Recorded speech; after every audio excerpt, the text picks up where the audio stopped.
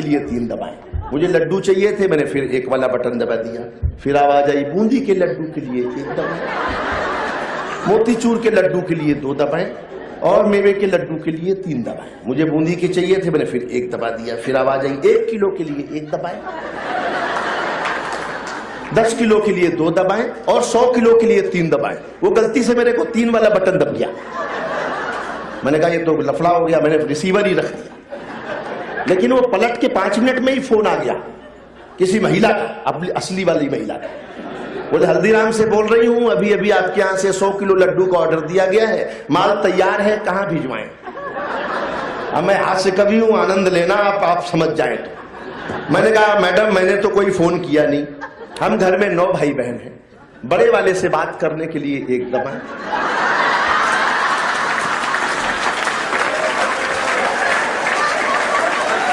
उससे छोटे से बात करने के लिए 2 दबाएं और जब तक सही आदमी ना मिले दबाती जाएं, दबाती जाएं, दबाती जाएं।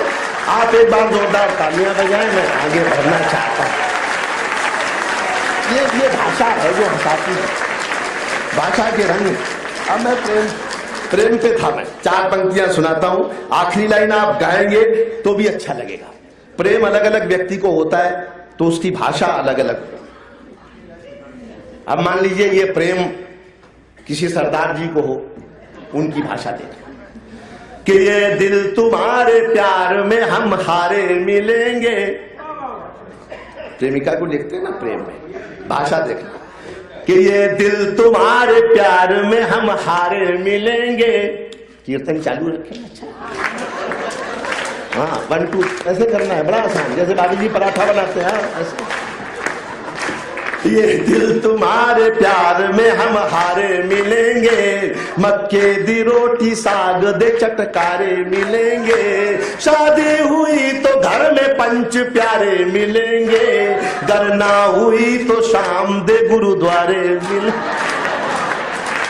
गर ना हुई तो शाम दे गुरुद्वारे। ये लाइन आपकी थी। 4 पंक्तियां और सुनिए, किसान को प्रेम हो जाए। अब उसकी भाषा दें कि पहले तो जा रही थी जिंदगी ये सेत में। जब मुझे लगेगा कि आप थकने लग गए हैं तो मैं थोड़ा संक्षिप्त कर दूंगा कि पहले तो जा रही थी जिंदगी ये सेत में, मैं हल चलाता फिर रहा था सूखी रेत में, जब से हुआ है प्यार लग रहा है इस तरह, तुम बन के भैंस घुस गई हो दिल के खेत में, तुम बन के भैंस घुस गई हो। ये भाषा का आनंद है। मैं मोबाइल पे बात कर रहा तो मुझसे दुबे जी ने पूछा, सुरेंद्र दुबे जी ने, किससे बात कर रहे हो? मैंने कहा बीबी से। बोले आधे घंटे हो गए, इतनी देर बीबी से बात? मैंने कहा हाँ, मेरी थोड़ी है, किसी और की है तो क्या दिक्कत है? बोले पत्नी इज्जत नहीं करती, घर का सारा काम मुझसे करवाती है, झाड़ू पोछा चौका बर्तन सब मुझे करने पड़ते हैं, मैं करूं तो क्या करूं? मैंने कहा कुछ मत करो, 2-4 घर और पकड़ लो। हमसे पूछो तरीके, बड़ा आसान तरीका है। मैं तो सुरेंद्र दुबे जी से मिलने गया घर साहब, तो मैंने इनसे कहा, मैंने कहा देखिए बच्चा एक घूम रहा था वहां, तो मैंने कहा सुरेंद्र जी बिल्कुल आपके जो बेटे की शक्ल है बिल्कुल आप पर गई है। तो इन्होंने मुझसे कान में कहा, धीरे बोलो यार, नौकरानी का है, मेरे घर तो खेलने आया। संकट तो प्यार का सिलसिला चल रहा है। मैं 4 पंक्तियां और सुनाता हूं। सब्जी वाले को प्रेम हो जाए, हो सकता है किसी को भी हो सकता है, उसकी भाषा देखना कि चाहत का तेरी हर घड़ी अंदाजा रखूंगा। अभी मैंने बढ़िया वाला नहीं शुरू किया है, 9.75 कि चाहत का तेरी हर घर। कुछ लोग ऐसे बैठे जैसे खुद को मुगले आजम और मुझे अनारकली समझ, आदत नहीं छू सकती कि चाहत का तेरी हर घड़ी अंदाजा रखूंगा, इस दिल का खुला हर घड़ी दरवाजा रखूंगा, ये बात कही प्रेमिका से सब्जी वाले ने, पानी छिड़क छिड़क के तुझे ताजा रखूंगा।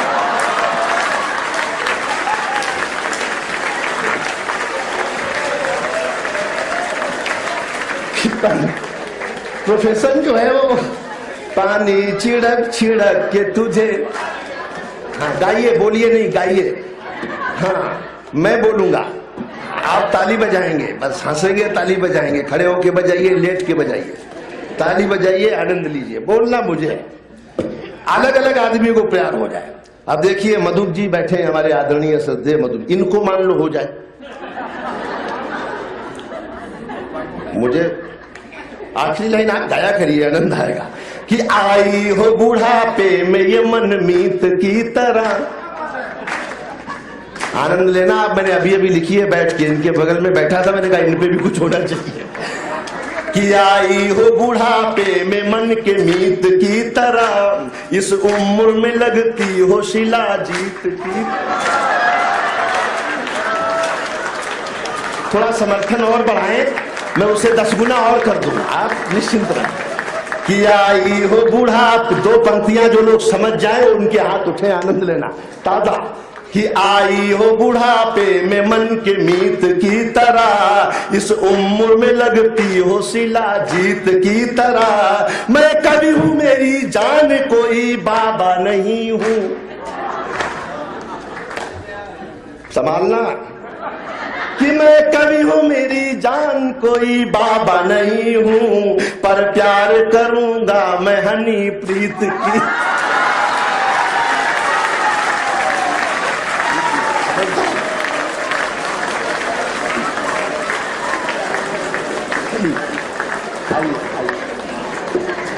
चार पंक्तियां और सुनाता हूं।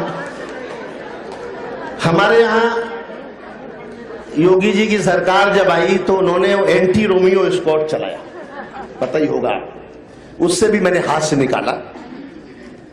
मैंने उनसे पूछा कि भाई आपने ये क्यों चलाया एंटी रोमियो, तो उनका जवाब सुना। कि वादा जो कर लिया है वो, तैयार रहो, ये तो दुतरफा मामला है, मैं गाना गा रहा हूं, तबला आपको बजाना है। योगी जी का जवाब सुनना। कि महबूब की गलियों से गुजरने नहीं दूंगा, महबूब की गलियों से गुजरने नहीं दूंगा, चाहत के जमाने से गुजरने नहीं दूंगा, चाहत के समंदर में उतरने नहीं दूंगा, महबूब की गलियों से गुजरने नहीं दूंगा। एक रोमियो से योगी जी ने बात ये कही, जो मैंने ना किया तुम्हें करने नहीं दूंगा, जो मैंने ना किया तुम्हें करने नहीं दूंगा, जो मैंने ना किया तुम। डॉक्टर साहब बैठे, बहुत सारे डॉक्टर यहां होंगे, डॉक्टर को प्रेम हो जाए उसकी भाषा। कि वादा जो कर लिया है वो तुझसे निभाऊंगा, वादा जो कर लिया है वो तुझसे निभाऊंगा, तू है करीब दिल के नहीं भूल पाऊंगा। एक प्रेमिका से बात ये कही, शादी के बाद भी तुझे सिस्टर भूला।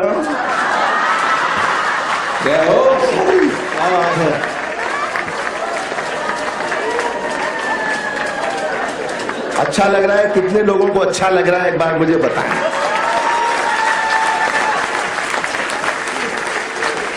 लेकिन अभी मैंने अच्छा वाला शुरू नहीं किया है और सबसे अच्छा वाला बाहर सीडी में उपलब्ध है। ये कमर्शियल ब्रेक है, बाहर कुछ सीडी और किताबें हैं हमारी, और मैं तो खैर जैसा बताया नंदलाल जी ने, एक गरीब अनाथ बच्चों का कुछ काम करता हूँ, ट्रस्ट चलाता हूँ, पैसे मेरे घर नहीं जाते, ये जो है वो सब उसी ट्रस्ट में जाते हैं, उसी पैसे में जाते हैं। और जो लोग मुझे जानते हैं करीब से, उन्हें ये काम भी पता है कि मैं ऐसा काम करता हूँ और बड़ी सच्चाई से करता हूँ। तो आप कुछ भी लेके जाएंगे तो ये लगेगा कि आपने उस चैरिटी में कुछ योगदान दिया है, और हंसी के लिए तो है ही, आप अपने लिए लीजिए, दोस्तों के लिए लीजिए, सब कुछ आपके लिए। हंसी बड़ी मुश्किल से आती है। दिल में ख्वाबों के ताजिए सजा के रखे हैं, दिल में ख्वाबों के ताजिए सजा के रखे हैं, ठहाके आपकी खातिर बचा के रखे हैं। दिल में ख्वाबों के ताजिए सजा के रखे हैं, ठहाके आपकी खातिर बचा के रखे हैं। जी में आता है कि पूछूं हंसाने वालों से कि अपने आंसू कहां पर छुपा के रखे। मशीनें तक हंसाती हैं साहब, बस दृष्टि होनी चाहिए आपको कि हंसी कहां से मिल रही है। वो एक हमारे मित्र विदेश गए, अमेरिका गए, मशीन खरीद के लाए, झूठ बोलने पे थप्पड़ मारती थी। ऐसी मशीनें आ गई तब तमाम तरह की। पहले दिन ही बच्चे ने कहा पापा पेट में दर्द हो रहा है, स्कूल नहीं जाऊंगा। मशीन जाग गई, ऑटोमेटिक ऑन होती थी। बस मशीन ऑन हुई और उसने एक बच्चे को तड़ाक दिया। तो बाप ने समझाया कि बेटा झूठ नहीं बोलते हैं, जब मैं तुम्हारी उम्र का था तो कभी झूठ नहीं बोलता था। मशीन फिर ऑन हो गई साहब। उसने उस बाप को कूट दिया जो लाया था। मशीन तो मशीन है। इतनी देर में मां बोल पड़ी, बोले आप पर ही गया है, बेटा किसका है?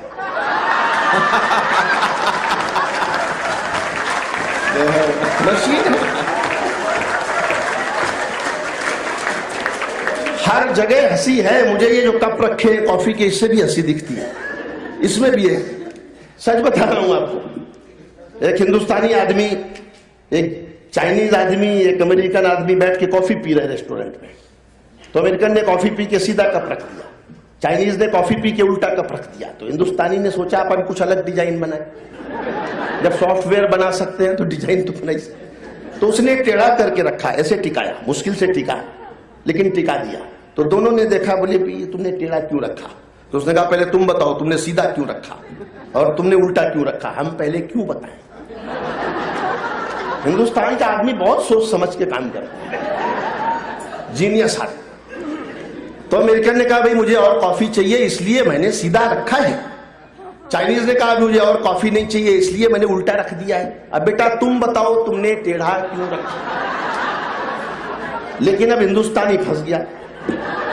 लेकिन अगर आदमी फंस जाए तो समझ लो हिंदुस्तानी है ही नहीं। सच बता रहा हूं, हिंदुस्तानी आदमी वो है जो हर मुश्किल से बाहर निकलना जानता है। अगले ने जो जवाब दिया उस पर हाथ उठे अगर आपको गर्व हो हिंदुस्तानी होने पे।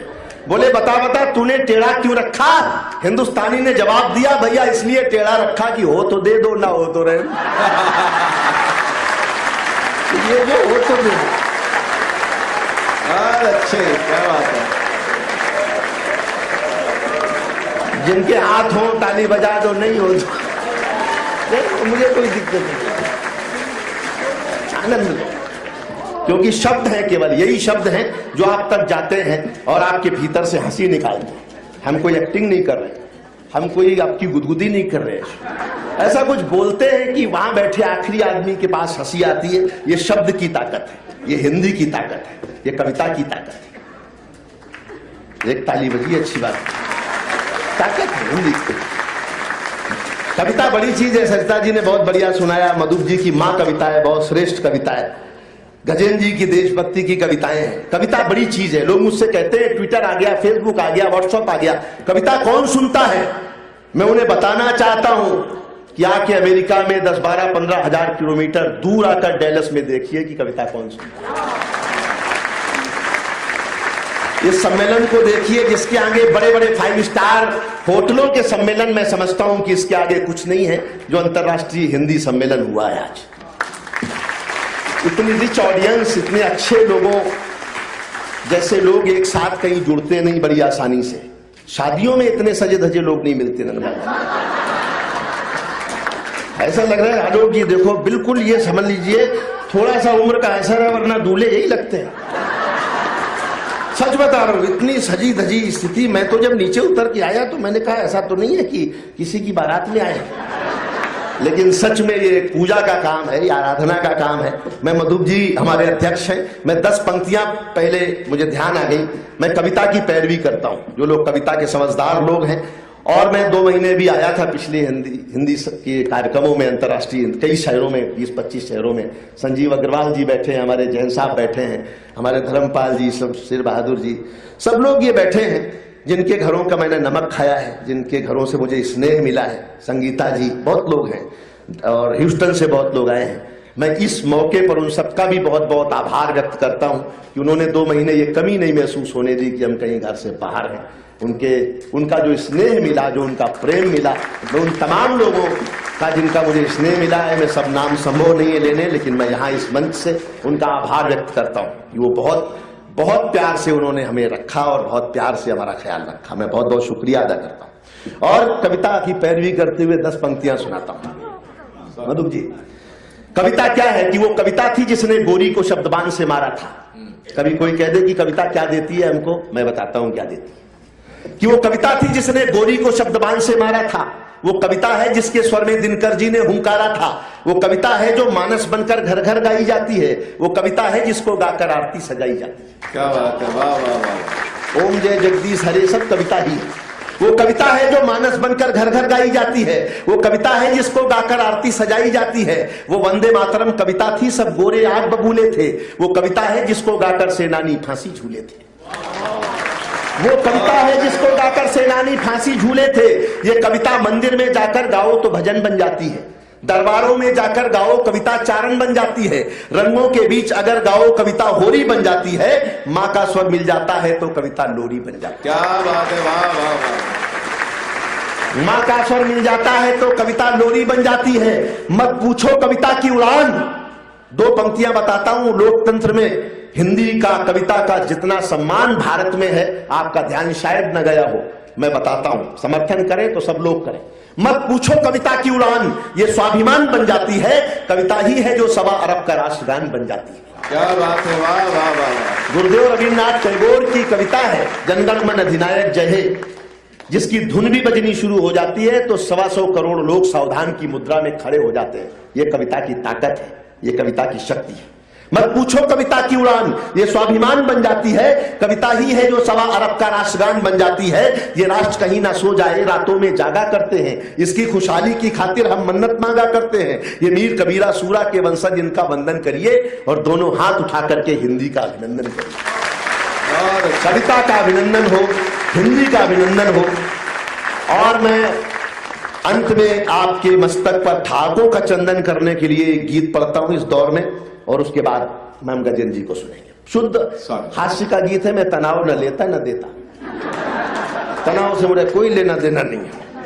ये आलोक जी को अच्छी तरह पता है कि मैं तनाव से मुक्त रहता हूं, दूसरे को भी मुक्त रह। एक ऐसा गीत सुनाता हूं जो एक एक लाइन में आपको उसमें ठाके मिलेंगे और खूब सारी हंसी मिलेगी।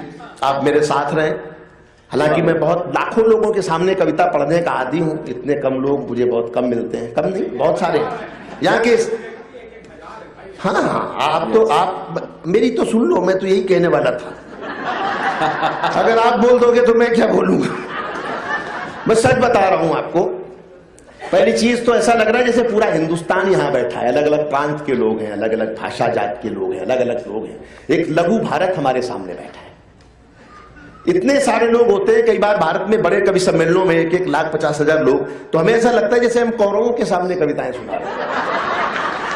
बहुत सारे होते हैं ना, कोई हुक्का पी रहा होता है, कोई जैसे उधर स्क्रीन देख रहे हैं, कोई उधर देख रहा होता है, कोई मूंगफली खा रहा होता है। ऐसे वातावरण में हमको कविताएं पढ़नी पड़ती हैं, तो ऐसा लगता है जैसे कौरवों के सामने पढ़ रहे हैं। लेकिन जब यहाँ सब लोग बहुत प्यार से सुन रहे हैं और दाद दे रहे हैं, हमें ऐसा लग रहा है जैसे हमें पांडवों के सामने कविताएं बहुत अच्छा। इससे ज्यादा चमचागिरी मैं आपकी कर नहीं सकता। अब मैं शुरू करता हूं एक गीत जो ठाकों का गीत है, आपकी ताल का गीत है, आनंद का गीत है। कि देखो कुर्सी की बलिहारी ओ जमाना बदला जाए। ये धारावाहिक गीत है, रोज इसमें छंद जुड़ते रहते हैं और कम होते रहते हैं। जब तक सारे नहीं बजाएंगे मैं यही लाइन दोहराता रहूंगा। देखो कुर्सी की बलिहारी ओ जमाना। आधी लाइन आप गाया करिए, पता तो चले कि आवाज निकल रही है कि नहीं। देखो कुर्सी की बलिहारी ओ जमाना बदला जाए। कर दी खटिया खड़ी हमारी ओ जमाना बदला जाए। धरना देते देते देखो सीएम बन गया मुन्ना। दिल्ली धरना देते देते देखो सीएम बन गया मुन्ना। अन्ना रालेगढ़ में बैठे चूस रहे हैं गन्ना। अन्ना रालेगढ़ में बैठे चूस रहे हैं गन्ना। सारे चेले हुए मदारी ओ जमाना बदला जाए। देखो कुर्सी की बलि। बिहार में तो लालू जी का निकल गया दीवाला,